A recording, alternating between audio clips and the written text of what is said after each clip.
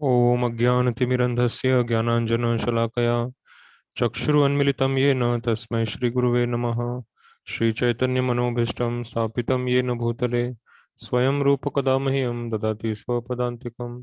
वन्देऽहं श्रीगुरु श्रीयुतापदकमलं श्रीगुरुन् वैष्णवांश्च श्रीरूपं साग्रजातं सगणरघुनाथान्वितं तं सजीवं साद्वैतं सावधूतं परिजनसहितं कृष्णचैतन्यदेवं श्री राधा कृष्ण पादान सहगणा ललिता श्री विशाखान्वितांश। हे कृष्ण करुणा सिंधु दीनबंधु जगतपते गोपेश गोपिका कांत राधा कांत नमोस्तुते। तप्त कांचन गौरांगी राधे वृंदावनेश्वरी वृषभानुसुते देवी प्रणमामि हरिप्रिये। वाञ्छाकल्पतरुभ्यश्च कृपा सिन्धुभ्यैव च पतितानां पावनेभ्यो वैष्णवेभ्यो नमो नमः। नमो विष्णुपदाय कृष्णप्रेष्ठाय भूतले श्रीमते भक्तिवेदांत स्वामी इति नामिने। नमस्ते सरस्वती देवे गौरवाणी प्रचारिणे निर्विशेष शून्यवादी समस्तदेशतारिणे। जय श्री कृष्ण चैतन्य प्रभु नित्यानंद श्री अद्वैत गदाधर श्रीवासादि गौर भक्तवृंद। हरे कृष्ण कृष्ण कृष्ण हरे हरे, हरे राम राम राम हरे हरे। मुखं करोति वाचालं पंगुं लंघयते गिरिं यत्कृपातमहं वन्दे श्रीगुरुदीनतारिणम्। न धनं न जनं न सुन्दरीं कवितां वा जगदीशकामये मम जन्मनि जन्मनीश्वरे भवतात् भक्तिरहेतुकी त्वयि। तृणादपि सुनीचेन तरोरपि सहिष्णुना अमानिना मानदेना कीर्तनीया सदा हरि। हरे कृष्ण। आज हम पढ़ेंगे चैप्टर नंबर 8 वर्स नंबर 26, अध्याय 8 श्लोक संख्या 26। सभी श्लोक रिपीट करिए। शुक्ल कृष्णे गति हेते शुक्ल कृष्णे गति हेते जगतः शाश्वते मते जगता शाश्वता मते एकया याति अनावृत्तिम् एकायातनावृत्तिम् अन्यया वर्तते पुनः। अन्यया वर्तते पुनः। शुक्ल कृष्णे गति ह्येते शुक्ल कृष्णे गति हेते जगतः शाश्वते मते जगता शाश्वते मते एकया याति अनावृत्तिम् एकायातनावृत्तिम् अन्यया वर्तते पुनः। अन्यया वर्तते पुनः। शुक्ल कृष्णे गति ह्येते शुक्ल कृष्णे गति हेते जगतः शाश्वते मते जगता शाश्वते मते एकया याति अनावृत्तिम् एकायातनावृत्तिम् अन्यया वर्तते पुनः। अन्यया वर्तते पुनः। हरे कृष्ण। प्लीज इंग्लिश में पढ़िए।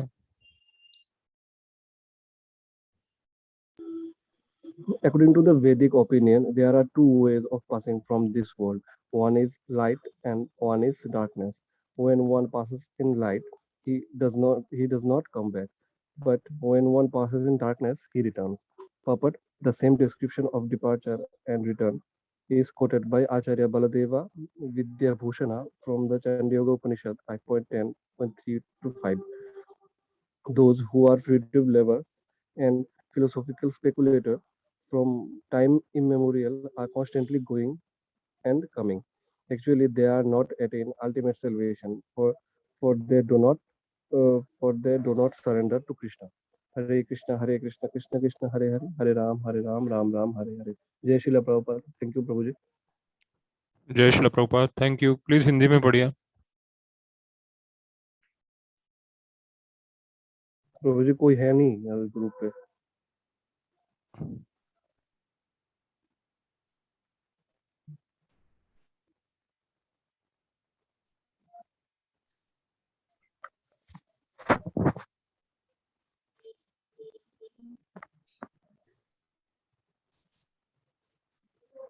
हरे कृष्णा माता जी, आपको आवाज आ रही है? जी प्रभु जी। आपके पास हिंदी में है गीता?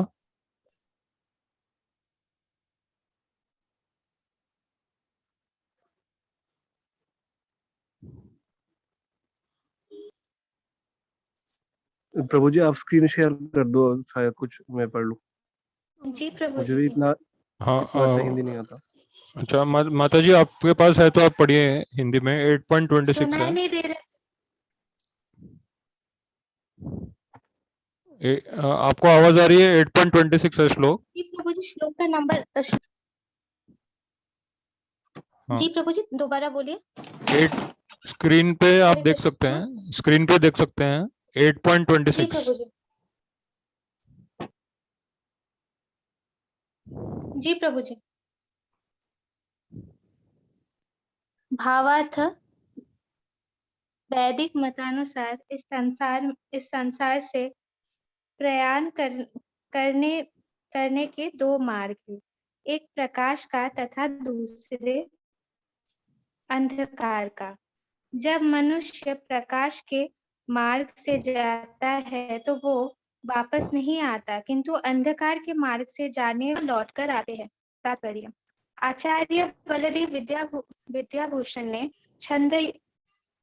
छंदोग्य उपनिषद से 4.30 टू 4 ऐसा ऐसा ही विवरण उद्धृत किया है, जो अनादि काल से सकाम कर्म तथा दार्शनिक चिंतक रहे हैं, निरंतर अवगमन करते रहे हैं कि वस्तुतः उन्हें परमेश्वर प्राप्त नहीं होता, क्यों।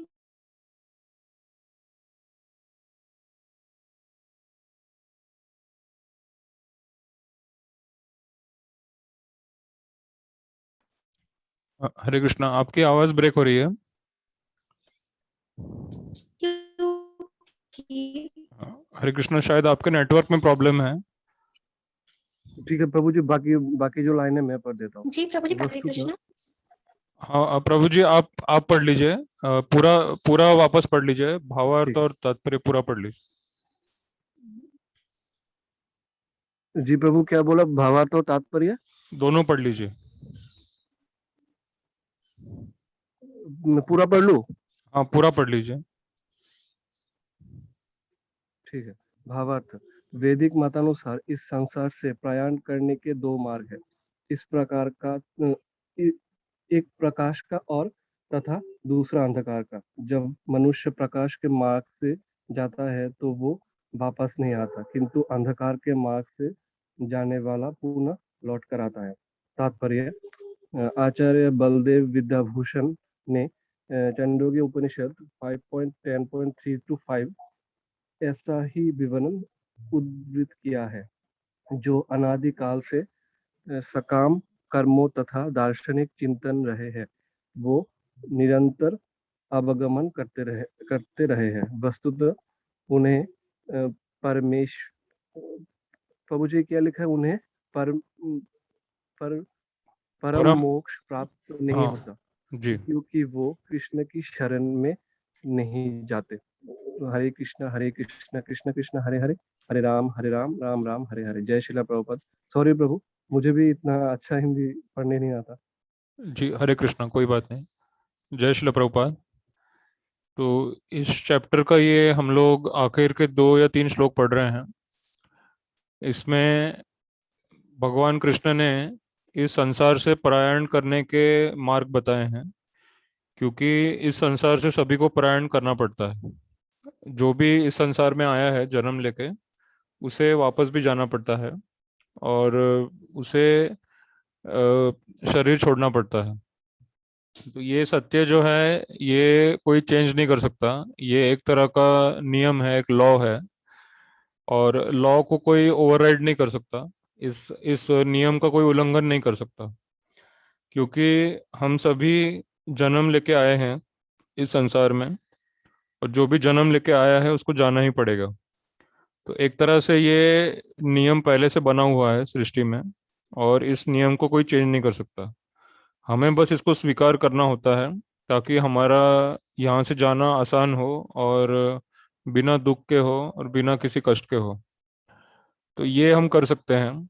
इसमें हमें कोई रिसर्च करने की ज़रूरत नहीं है, ना ही हमें इसमें कोई तर्क वितर्क या आर्ग्यूमेंट करने की ज़रूरत है। ये परम सत्य है जो पहले भी था, अभी भी है और आगे भी रहेगा। इस नियम को कोई बदल नहीं सकता।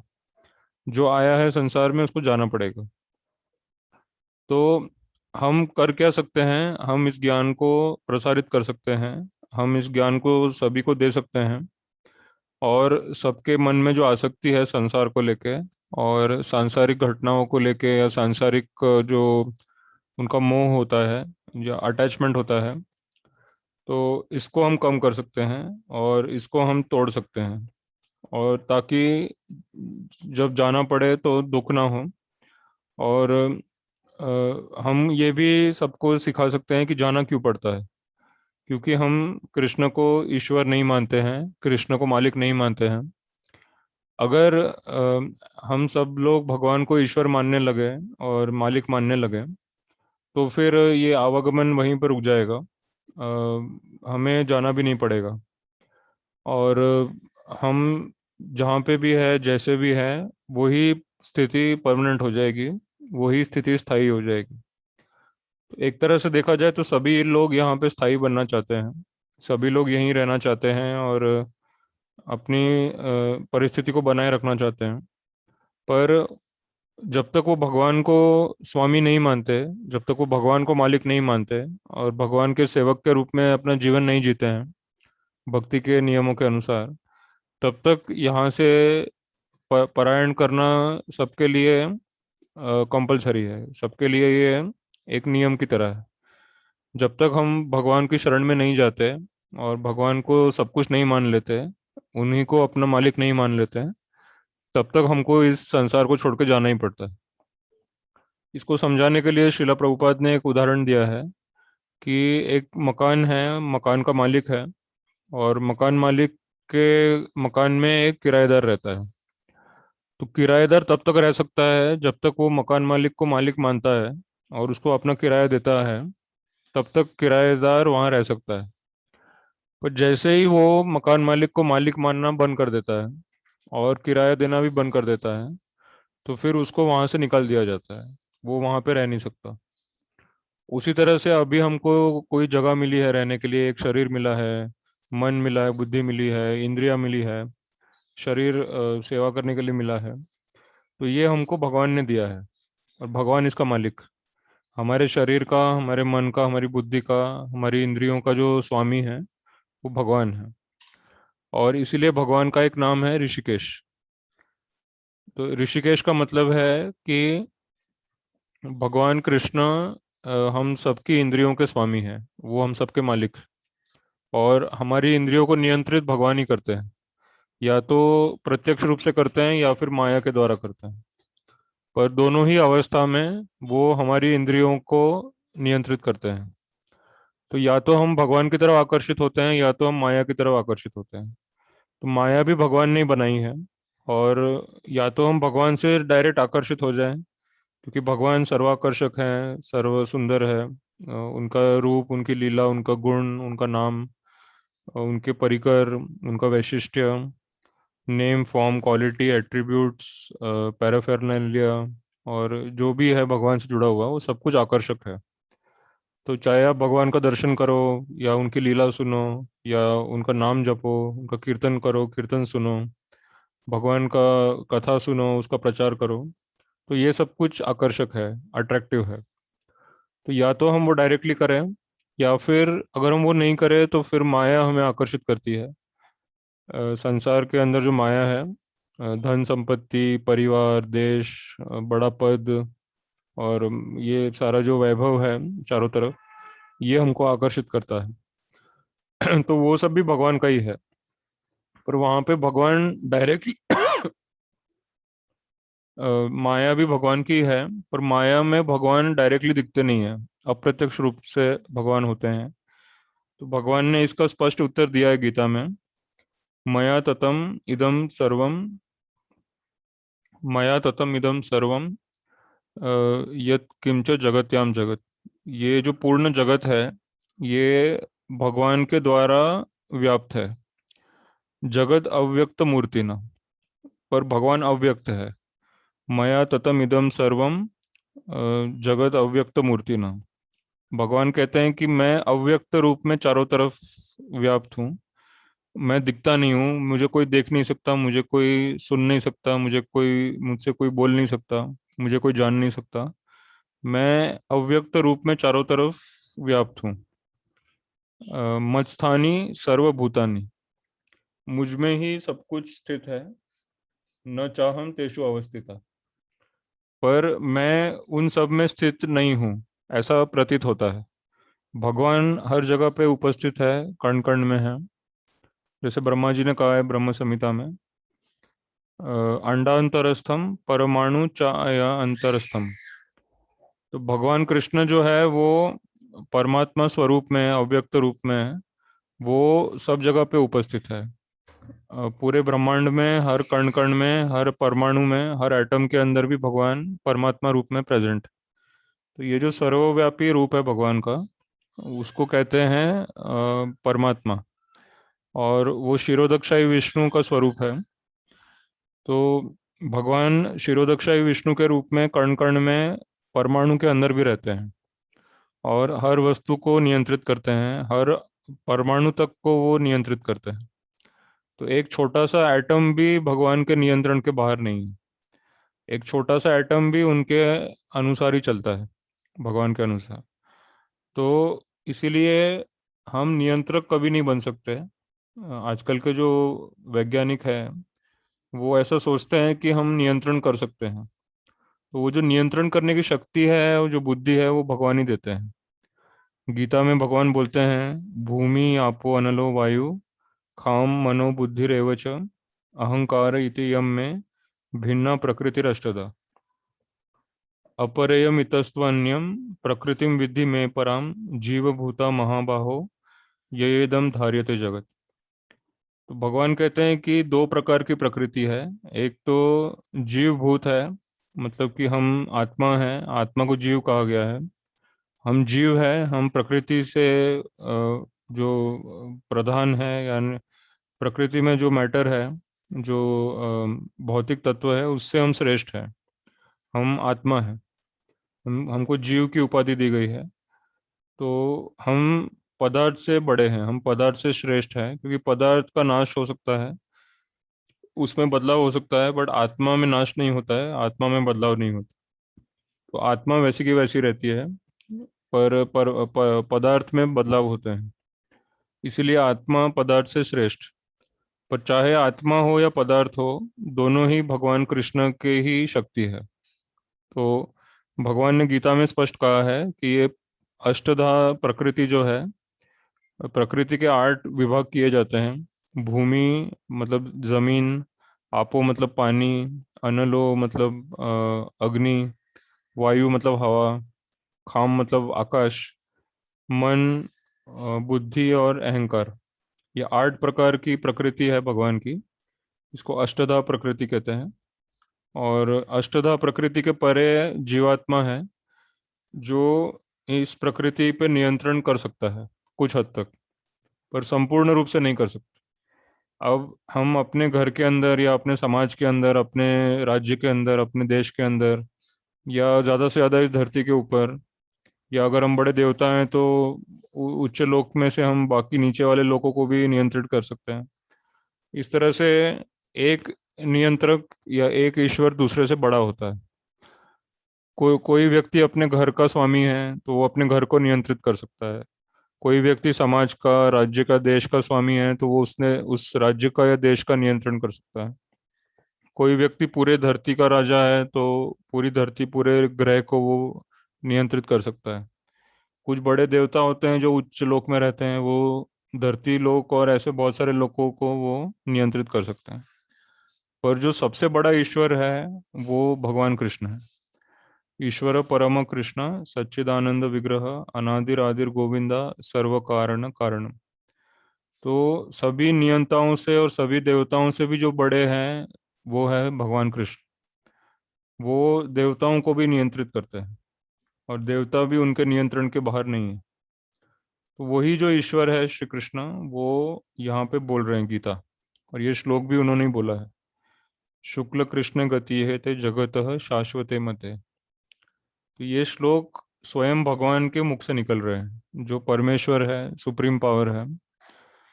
और उन्होंने ही एक अपने प्रतिनिधि को भेजा है जिन्होंने तात्पर्य लिखा है, श्रील प्रभुपाद जी।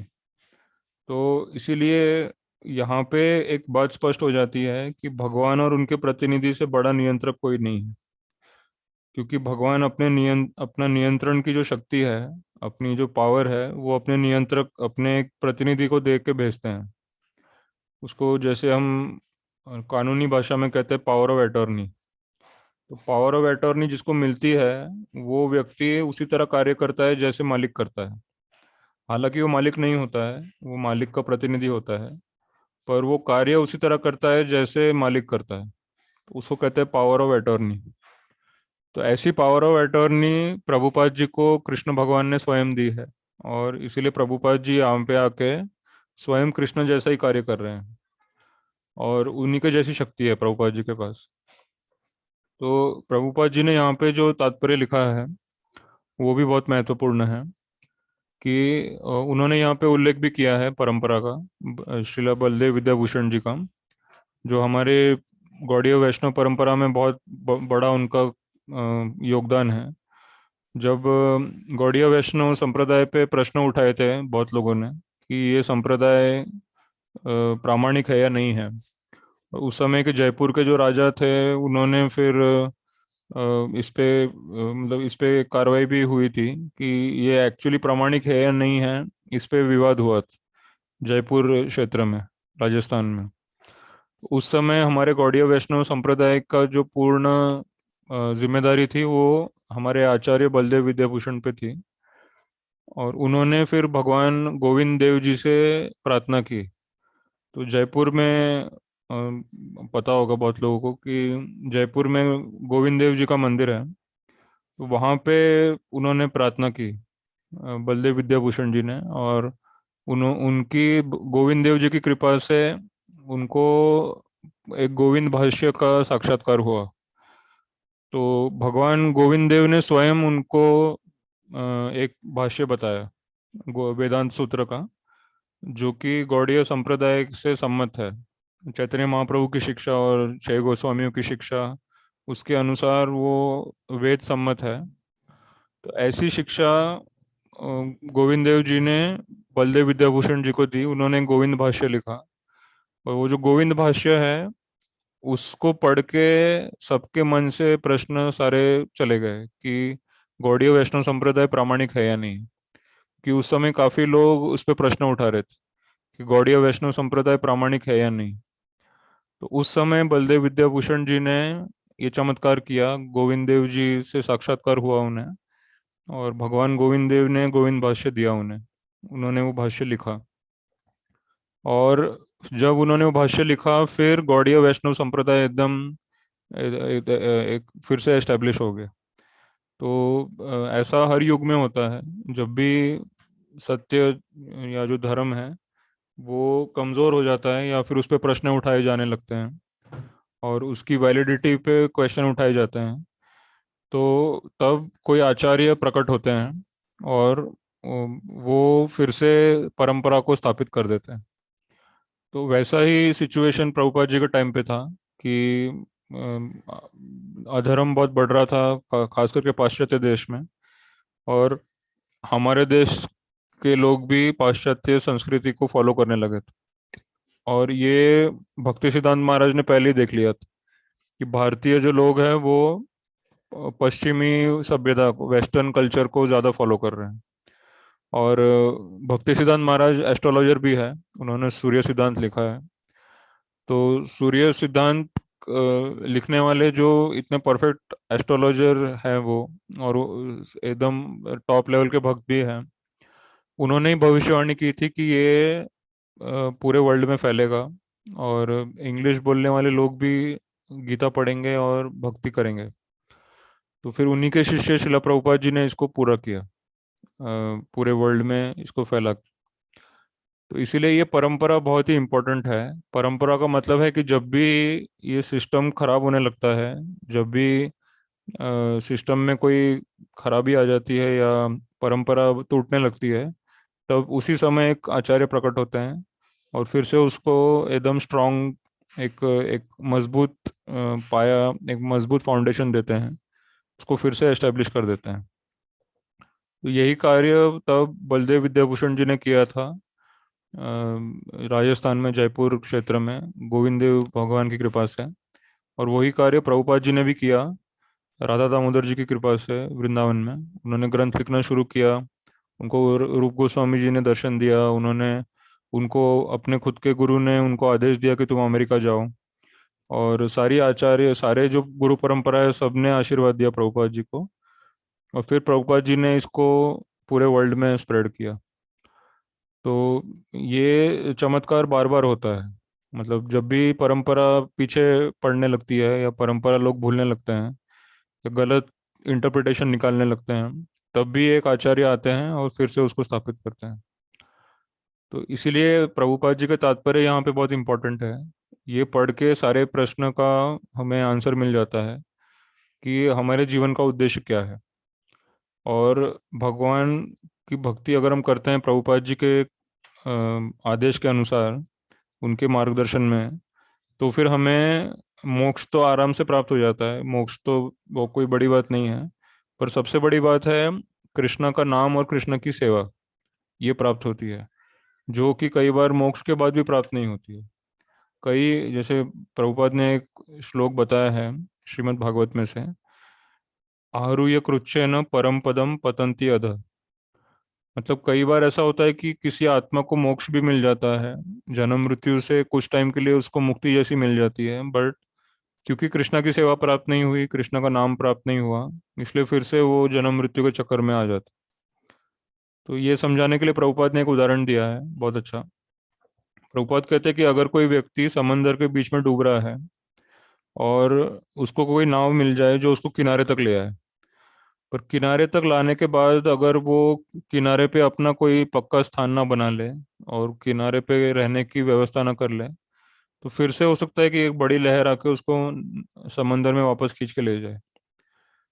तो ये एक उदाहरण है समझने के लिए कि अगर मोक्ष भी मिल जाए, अगर हम किनारे तक भी पहुंच जाए, पर वहां पे अगर कृष्ण के नाम का और कृष्ण की सेवा का सहारा ना मिले, तो फिर हम वापस माया में आ सकते हैं। मुक्ति के बाद भी एकदम हम मोक्ष के अवस्था तक पहुंचने के बाद भी नीचे आ सकते हैं, अगर वहां तक पहुंच के हमने कृष्ण को समर्पण नहीं किया तो, कृष्ण की सेवा नहीं की तो इसीलिए जो कृष्ण की सेवा हमको दे रहा है वो तो मोक्ष के भी बड़ा, मोक्ष से भी बड़ा पद है। वो जो मोक्ष के परे वाला पद है वो प्रभुपाद जी हमको यहीं पे दे रहे हैं, इसी जगत में, यहीं पे हम जहाँ पे हैं वहीं पे हमको मौका दे रहे हैं कि यहीं पे हम सेवा कर सकते हैं। तो ये पद जो है सेवा करने का, भगवान का नाम लेने का, ये तो मोक्ष के भी आगे वाला है। तो ये बहुत बड़ी सेवा प्रभुपाद जी की है, जो कि कोई साधारण जीव नहीं कर सकता। साक्षात भगवान कृष्ण ने प्रभुपाद जी को शक्ति देके भेजा है इस संसार में, ताकि वो हम सबको ये ज्ञान दे सके भक्ति का और सेवा का, भगवान का नाम, भगवान की सेवा। और भगवत गीता का ये जो गूढ़ रहस्य है कि हम ब्रह्मपद कैसे प्राप्त कर सकते हैं, मोक्ष के भी आगे वाला स्तर कैसे प्राप्त कर सकते हैं, तो परम मोक्ष क्या होता है, परम आनंद क्या होता है, और आध्यात्मिक इंद्रिया क्या होती है, आध्यात्मिक शरीर क्या होता है, अध्यात्म के पराकाष्ठा क्या होती है, कृष्ण की भक्ति क्या होती है, कृष्ण की सेवा का क्या महत्व है, और क्यों भक्ति मोक्ष के भी आगे है। और भक्त को तो मोक्ष की भी इच्छा नहीं रहती है, भक्त तो सोचता है कि मोक्ष भी नहीं चाहिए, मुझे सिर्फ नाम लेना है, भक्ति करनी है, सेवा करनी है, और सेवा मिली, यही सबसे बड़ी बात है। तो ये जो परम ज्ञान है, ये इतना आसान नहीं है समझना, और इतना आसानी से मिलता भी नहीं है बिना गुरु के। तो इसीलिए ये ज्ञान केवल और केवल प्रभुपाद जी के तात्पर्य से ही मिलता है। प्रभुपाद जी के तात्पर्य जब हम पढ़ते हैं ध्यान से और समझते हैं कि आत्मा का स्वरूप क्या है, प्रभुपाद जी हमेशा एक श्लोक बोलते हैं चैतन्य चरितमृत में से, जीवेर स्वरूप है कृष्णेर नित्यदास। कृष्णेर तटस्था शक्ति भेद भेद प्रकाश। तो हम सब भगवान कृष्ण के नित्य दास, हमारा ये असली स्वरूप है कि हम पहले भी भगवान के दास थे, आज भी हम भगवान के दास हैं, और हम आगे भी भगवान के दास ही रहेंगे। इसको कहते हैं नित्य दास। हमेशा हम दास ही रहेंगे। प्रभुपाद जी कहते हैं कि दास्यता छूटेगी नहीं कभी, हम दास ही बने रहेंगे अभी भी और आगे भी। तो दास ही बने रहेंगे तो बेटर है। अगर हम मालिक बनने का ट्राई करेंगे तो फिर हमारा पतन हो जाएगा। ये जो परम ज्ञान है, परम शुद्ध ज्ञान है ये, आत्मा के बारे में और कृष्णा के बारे में। आत्मा और कृष्ण का क्या संबंध है, तो ये परंपरा से हमको मिलता है। आचार्य बलदेव विद्याभूषण, फिर चैतन्य महाप्रभु, फिर आचार्य बलदेव विद्याभूषण, फिर भक्ति विनोद ठाकुर, फिर भक्ति सिद्धांत महाराज, फिर श्रीला प्रभुपाद। इस तरह से परंपरा से ज्ञान नीचे आता है। तो ये बहुत ही जरूरी है कि हम परंपरा से ही स्वीकार करें, और इसमें हमारा कोई मानसिक चिंतन ना करें या रिसर्च ना करें हम खुद का। जैसा हमको मिल रहा है वैसे का वैसा स्वीकार करना है और इसको आगे प्रसारित करना है, ताकि सबको इसका लाभ हो। ये समझना इतना मुश्किल नहीं है। हम सब वैसे भी किसी ना किसी की सेवा तो करते ही हैं। हमें बिना सेवा के तो कोई रह नहीं सकता। तो हमें सिर्फ अपनी सेवा का जो केंद्र है वो बदलना है, जो सेंटर है हमारा, कि सेवा का सेंटर है कृष्णा और गुरु। तो गुरु और कृष्ण की सेवा करनी है, तभी हमको आनंद मिलेगा, तभी हमारा जीवन सफल होगा। और हमें मोक्ष तो मिल ही जाएगा, मोक्ष कोई बड़ी बात नहीं है। पर उससे भी बड़ी बात है, हमें सेवा मिलेगी, नित्य सेवा मिलेगी हमेशा के लिए। हम सेवा करते रहेंगे भगवान की, और सेवा के बदले और सेवा मिलेगी, नाम के बदले और नाम मिलेगा। और हम बस नाम लेते जाएं भगवान का, हरे कृष्णा मंत्र बोलते जाएं और सेवा करते जाएं भगवान की। यही हमें प्रार्थना करनी चाहिए शिला प्रभुपाद से, कि मेरा हरे कृष्णा मंत्र कभी रुके नहीं और मेरी सेवा कभी रुके नहीं। हरे कृष्णा चैंटिंग चलता रहे और सेवा चलती रहे, इसमें कोई रुकावट ना है। तो ऐसी प्रार्थना हमें करनी चाहिए गुरु से। इसी को प्रेयर, यही रियल प्रेयर प्रेयर है। हमें इस तरह से प्रार्थना करनी चाहिए। तो ये इसका तात्पर्य है। यहाँ पे कोई क्वेश्चन या डाउट है तो पूछ सकते हैं।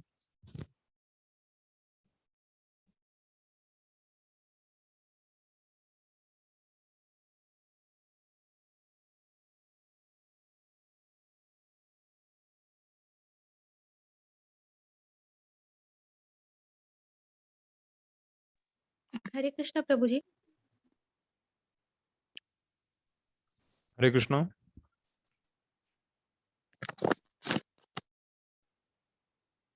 मेरी आवाज आ रही है हाँ आ प्रभु रही। जी साफ साफ? हाँ आ रही है, पर ब्रेक हो रही है। आप अगर बाहर थोड़ा आ जाए बालकनी में या ओपन स्पेस में।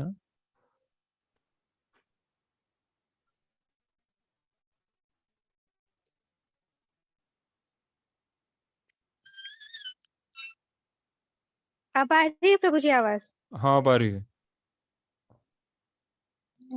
मैं पूछ रही थी कि कुछ लोग ऐसे भी होते हैं जो बहुत सारे बुक स्टडी करते हैं, और उसमें से प्रभुपाद की बुक भी कभी कभी ले लेते हैं, और फिर बोलते हैं कि हमको समझ नहीं आया। तो मतलब वो लोग म, मानते नहीं है फिर सारी चीजों को बहुत कुछ पढ़ के।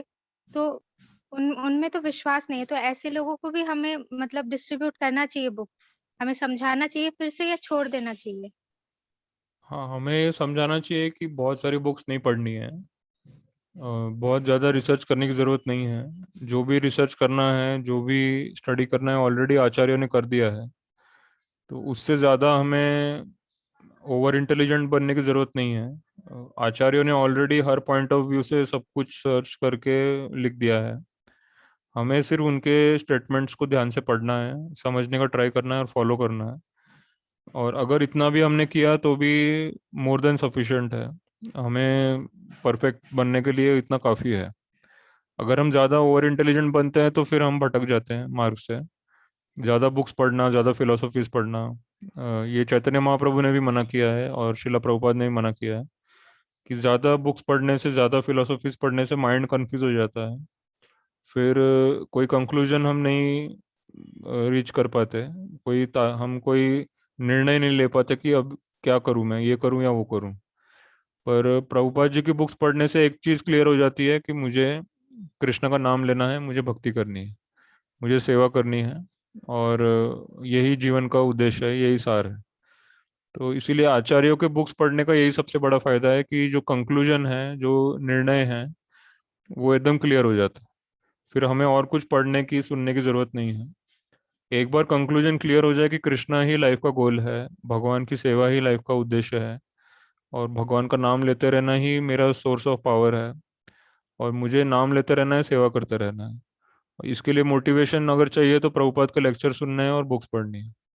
उनके बुक्स में सारा नॉलेज है, सारा मोटिवेशन है, सारा इंस्पिरेशन है, हर तरह के डिटेल्स हैं, सब कुछ है उसमें। मतलब ऐसी प्रभुपाद ने ऐसी कोई चीज़ छोड़ी ही नहीं है कि हमें रिसर्च करना पड़े, या हमें कोई और बुक पढ़नी पड़े, या हमें स्पेकुलेट करना पड़े, या हमें किसी और को फॉलो करना पड़े।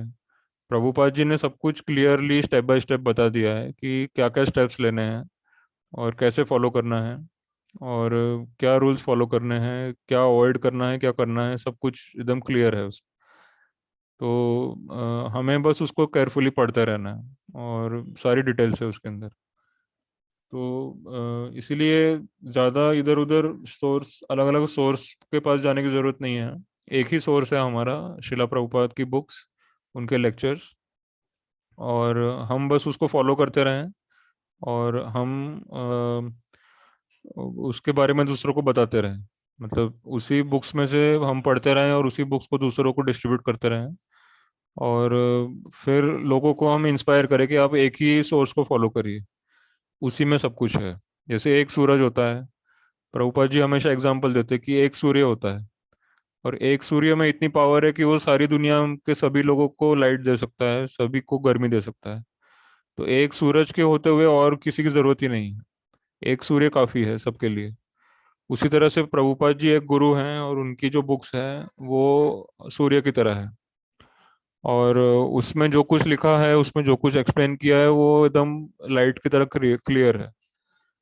तो हमें ना किसी और सोर्स की ज़रूरत है, ना हमें कोई स्पेकुलेशन की ज़रूरत है। जब सूर्य की रोशनी सामने है तो बस उसमें जाके खड़े रहना है, तो सूर्य की रोशनी भी मिलेगी, गर्मी भी मिलेगी, आपको सब कुछ क्लियर हो जाएगा। तो प्रभुपाद जी।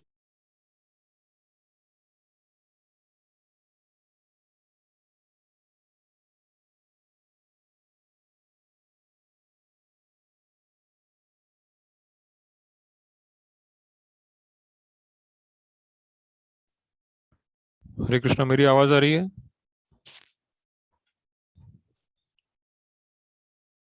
हरे कृष्णा।